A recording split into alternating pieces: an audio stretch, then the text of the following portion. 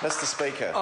I call the Honourable Minister Tony Ryle. Mr. Speaker, New Zealanders listening and watching to that contribution from the former Deputy Leader of the Labour Party will sit there unbelieving that they are being lectured on ethics in government from the Labour Party.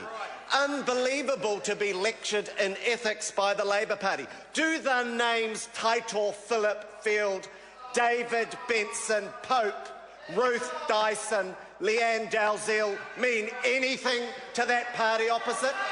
Does the fact that they were propped up by a party that was before the Privileges Committee for not telling the truth on electoral donations not ring with that party opposite?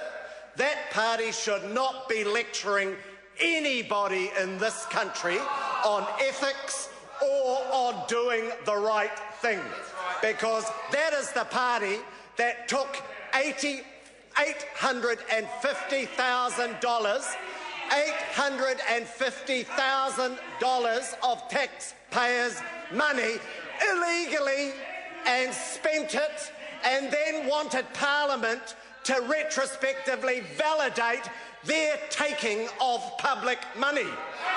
$850,000.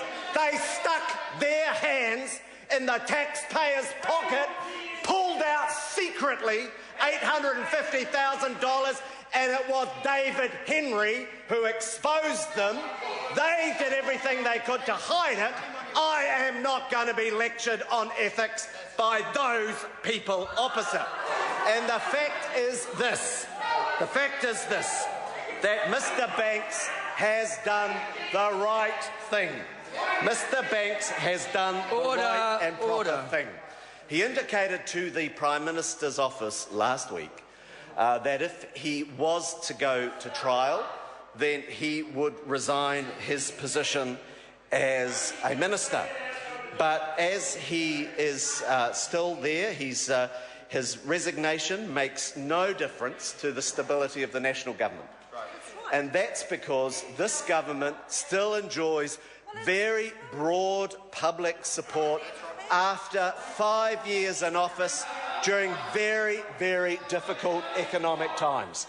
And in fact, New Zealanders know that this country is on the up, because this government has focused on what really matters to New Zealanders, and that's jobs and opportunity for our people.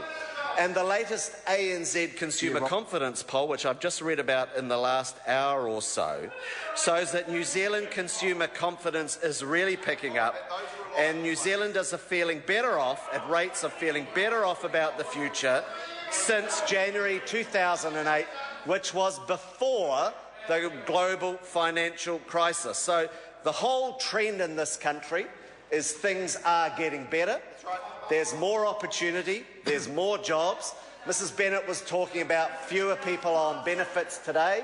So that's why this government enjoys the broad support of New Zealanders and the confidence of this Parliament. Because the government is determined to continuing focusing on what really matters, and that's what this agenda in this government is all about. We've got a huge effort going into giving the productive sector in this country the boost and the confidence they need against the headwinds of the higher New Zealand currency. Every day in this Parliament we see our ministers talking about the efforts that this government is making on the international trade front to provide opportunities for our exporters and for young New Zealanders. We see the government every day talking about the work we're doing in resource management in order to give business, remove red tape with a greater focus on those things. We've seen the Minister of Energy talking about the huge opportunities for New Zealand in the whole minerals, petroleum exploration area, which are all important for New Zealand. So, Mr. Speaker, the government remains very focused on the work that it's doing. We enjoy the broad support of the New Zealand public. We enjoy the support of the Parliament, supported by parties who have a right to be in this Parliament, parties that support the agenda that this government has. And that's why the parties opposite can debate whatever they want to, but in the end, because we have a government that is focused on what matters, growing economy, jobs and opportunity, better public services, the rebuild in Christchurch, investing in infrastructure in New Zealand. That is why this government maintains such strong support across the New Zealand community. Yeah, very good. Strong speech. I call the honourable member Dennis O'Rourke. Mr. Speaker, several